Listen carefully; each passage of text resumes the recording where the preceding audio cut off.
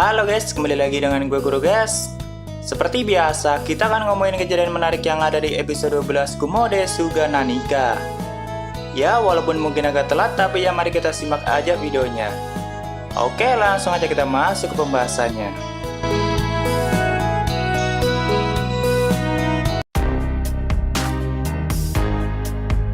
Episode 12 ini bisa dibilang adalah bagiannya Kumoko dan Naga Bumi Alaba.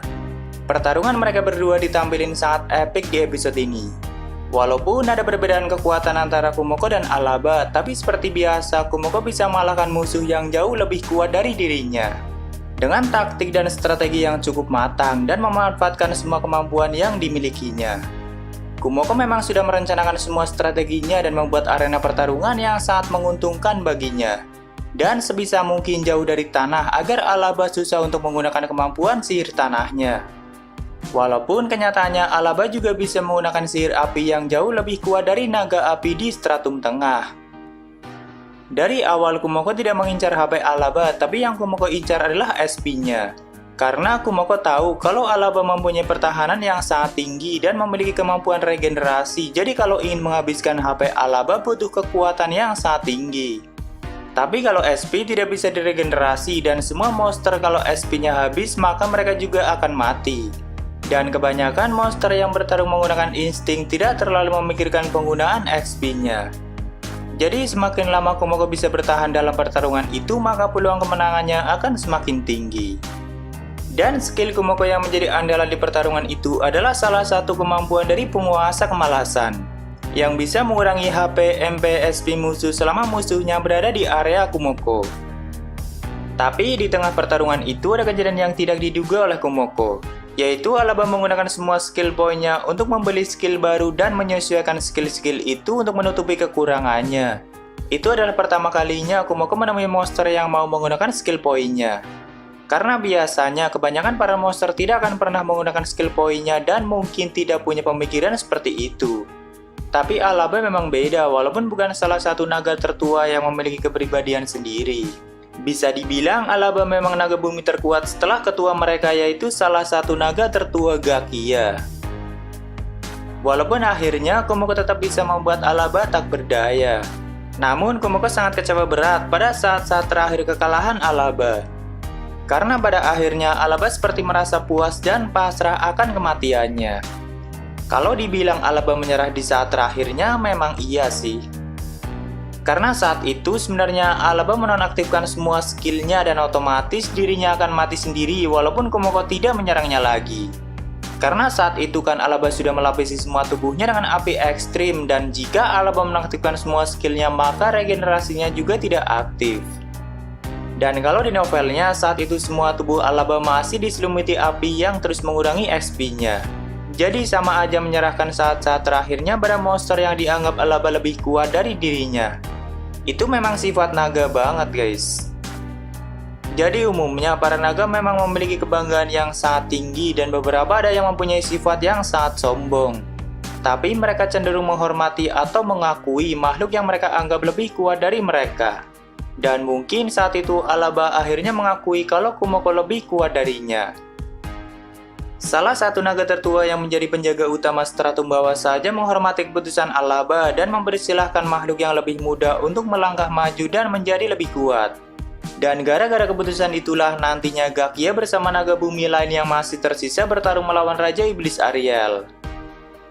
Bagi Kumoko sendiri, Alaba adalah sosok monster yang sangat keren dan berwibawa dan satu-satunya monster yang sudah memberikan trauma terhadap dirinya. Jadi tidak seharusnya monster sekelas Alaba merasa puas dengan hasil seperti itu bagi Kumoko. Dan perasaan yang didapat Kumoko setelah mengalahkan Alaba akhirnya bukan kepuasan namun perasaan aneh yang tidak mengenakan. Malah justru Alaba yang mendapat kepuasan tersendiri. Dan sifat para naga memang seperti itu pada umumnya guys.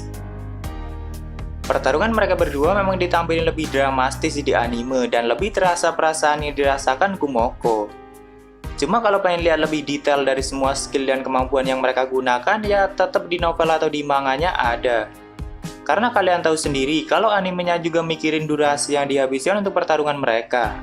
Jadi kalau dibuat lebih detail sama persis kayak di novelnya mungkin bakalan butuh satu episode full tanpa opening. Kalau di novelnya pertarungan mereka ada di volume 3 chapter 29 dan kalau di manganya ada di chapter 36-an. Lalu setelah mengalahkan Alaba, akhirnya Kumoko menuju pintu keluar labirin dan setelah sekian lama akhirnya dia menuju ke permukaan. Dan bahaya yang lebih gila lagi siap menantinya. Pokoknya tiada hari tanpa bahaya sebelum Kumoko menjadi benar-benar kuat. Dan berikutnya Raja Iblis Ariel mengingat kalau dirinya juga pernah melawan naga bumi. Sepertinya animenya berusaha menggiring kita untuk mengira kalau Ariel adalah gambaran masa depan Kumoko ya guys. Iya nggak sih? Paralel main Kumoko memang sudah menyatu satu dengan pikiran Ariel dan bisa saja Ariel juga ikut mengingat kalau dirinya pernah melawan Alaba. Tapi sebenarnya Ariel sendiri juga pernah melawan banyak naga bumi beserta ketua naga bumi Gakia yang menjadi naga bumi terkuat. Dan saat itu pikiran Ariel sedang kacau-kacaunya karena belum bisa mengatasi paralel main Kumoko yang terus menggerogoti jiwanya. Kejadian itu terjadi setelah Kumoko mengalahkan Queen Tara Attack dan Ariel yang merasakan kalau salah satu anaknya dibunuh, dia langsung pergi ke labirin dan mengeceknya di stratum bawah. Tapi dia malah bertemu Gakia di sana dan Gakia sedikit memprovokasinya saat itu. Karena Gakia tahu kalau Ariel berniat membunuh Kumoko. Saat itu Gakia yang menghormati keputusan Alaba menegur Ariel dan mengatakan kalau sudah saatnya yang muda menggantikan mereka yang sudah tua. Jadi maksudnya kalau sudah saatnya Kumoko melangkah maju dan menjadi lebih kuat untuk menggantikan yang lebih tua seperti Ariel atau Gakia sendiri. Dan Gakia berusaha memegang keputusan itu. Cuma situasinya sangat tidak tepat karena Ariel sedang murka-murkanya pada Kumoko dan ditambah Gakia yang malah mendukung Kumoko. Akhirnya terjadi pertarungan dahsyat antara Ariel melawan Gakia bersama naga bumi yang masih tersisa di stratum bawah. Cuma kekuatan Ariel memang gak ada obat, jadi jelas Gakia bersama naga bumi yang melawannya dibantai semua sama Ariel. Tapi Ariel juga mengakui kalau sudah lama dirinya tidak merasakan pertarungan sehebat itu. Dan di tengah pertarungan itulah akhirnya paralel main Kumoko menyatu dengan pikiran Ariel dan menjadikan kepribadian Ariel seperti sekarang. Gulie saja sampai memaklumi kalau Gakia lah yang memprovokasi Ariel di saat Ariel sedang kacau. Dan Gulie juga tahu kalau yang membantai Gakia bukan sepenuhnya Ariel melainkan sudah tercampur dengan satu paralel main Kumoko. Mungkin kalau keadaannya tidak serumit itu Dewa Gulie akan sangat marah jika salah satu naga tertuanya dibantai. Dan sayangnya Gakia nggak ada ilustrasinya guys, kalau ada pasti sangat keren. Tapi Kumoko juga akhirnya diberitahu oleh Gulie kalau ada salah satu naga tertua yang berjuang sampai mati demi dirinya, bersama naga bumi lain yang tersisa.